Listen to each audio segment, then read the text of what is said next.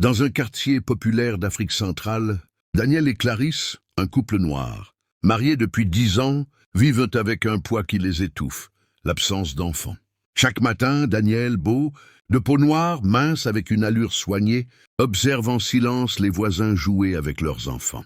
Clarisse, belle, noire de peau, taille fine et très délicat, détourne souvent les yeux pour ne pas montrer la douleur qu'elle porte. À l'intérieur de leur maison modeste mais bien entretenue, le silence est lourd, seulement interrompu par les conversations brèves et répétitives sur les traitements médicaux, les prières, les consultations traditionnelles. Rien ne marche. À force de pression familiale et de remarques de la belle famille, la relation commence à se fissurer. Daniel devient plus distant, parfois nerveux. Clarisse ressent sa déception croissante, mais elle tente de garder la tête haute. Elle prie, elle espère, mais les années passent et sa souffrance s'intensifie. Dans ce même quartier vit Kouka, un jeune homme noir, un peu musclé mais négligé, au visage fatigué, les cheveux en désordre permanent, l'air perdu et instable. Il déambule dans les ruelles, toujours habillé de vêtements sales, trop larges ou troués. Les habitants le considèrent comme l'idiot du quartier. On le sollicite pour aller chercher de l'eau, laver des habits, balayer la cour. Il accepte toujours avec un grand sourire vide. On le paye en reste de nourriture, en pièces insignifiantes, parfois en rien du tout.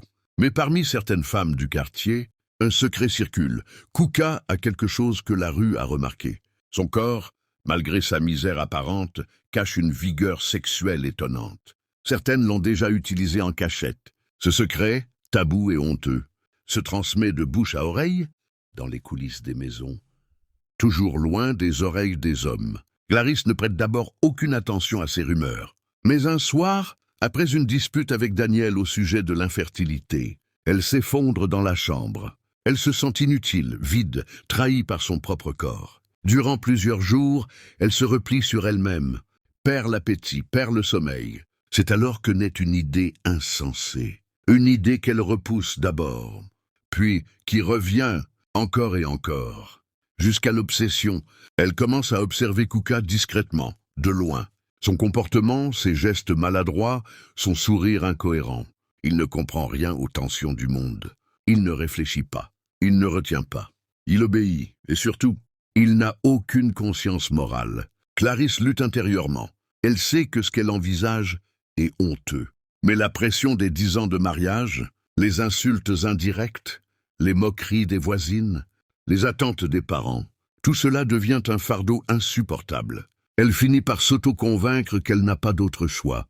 Un après-midi, alors que Daniel est au travail, elle appelle Kouka pour nettoyer la cour. Sa voix tremble. Kouka arrive, sourire naïf. Clarisse l'observe longuement, puis prend une décision irréversible. Elle l'attire progressivement dans la maison sous prétexte d'aller chercher quelque chose. Les choses dérapent. Elle l'utilise. Une fois, puis 2, puis 3. Toujours en secret. Toujours lorsque Daniel est absent. Kouka ne comprend rien à ce qu'elle fait. Il suit, sans aucune conscience. Quelques semaines plus tard, Clarisse réalise qu'elle a un retard. Elle panique. Puis elle espère, puis elle tremble. Enfin, le test est positif. Elle tombe à genoux, en larmes. Elle se répète « Dieu a répondu ». Peu importe comment. Il a répondu. Quand elle annonce la nouvelle à Daniel, il s'effondre de joie. Pour la première fois depuis longtemps, il la prend dans ses bras avec amour et soulagement. La famille entière célèbre la grossesse. Les mois passent, la maison retrouve la vie. Daniel est attentif, protecteur, heureux. Clarisse sourit extérieurement. Mais intérieurement, elle vit dans la peur constante que la vérité éclate. L'enfant naît, un petit garçon noir, beau, en bonne santé. Daniel jubile. Il remercie Dieu. Il remercie son épouse. Mais Clarisse remarque quelque chose. Le bébé ressemble étrangement à Kouka dans certaines expressions. Elle garde son angoisse pour elle, espérant que personne ne le remarque. Les années passent. L'enfant atteint 2 ans. Et là, la ressemblance saute aux yeux. Les voisins commencent à murmurer. Daniel, lui, observe en silence, sans rien dire. Mais son regard change. Ses sourcils se froncent souvent lorsqu'il regarde le garçon. Un doute profond s'installe en lui. La situation explose le jour où un vieil ami lui fait remarquer innocemment. « Ah, Daniel, ton fils, Il a des traits particuliers. Il ne te ressemble pas du tout. Daniel Dortmal, il fouille dans les photos de famille, compare les visages. Finalement, il décide de faire un test ADN en secret. Quand le résultat tombe, son monde s'effondre brutalement. L'enfant n'a aucun lien de sang avec lui. Fou de colère, humilié, bouleversé, il rentre à la maison et traîne Clarisse dans le salon. Sa voix tremble de rage. Explique-moi maintenant !» Clarisse tombe en larmes. Elle avoue tout. L'utilisation de Kuka, la honte, le désespoir, la peur. Daniel convoque les deux familles. La famille de Daniel accuse Clarisse d'avoir détruit 10 ans de mariage et d'avoir ridiculisé leur nom. La famille de Clarisse tente de la défendre, expliquant la pression, la solitude, la souffrance. Mais rien n'y fait. Après plusieurs heures de cris, larmes et accusations, Daniel prend sa décision finale. Il regarde Clarisse droit dans les yeux et dit « Clarisse, notre mariage s'arrête aujourd'hui. Et cet enfant, tu devras l'élever seule. Je ne peux pas supporter de vivre avec un enfant qui n'est pas le mien. » Clarisse s'effondre, hurlant et suppliant, mais Daniel tourne le dos. Renvoya sa femme chez elle avec son enfant. Le scandale se répand aussitôt dans tout le quartier.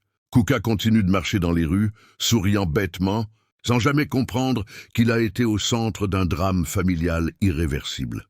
Dans la vie, quand la pression sociale devient plus forte que la raison, elle peut pousser à des décisions irréparables.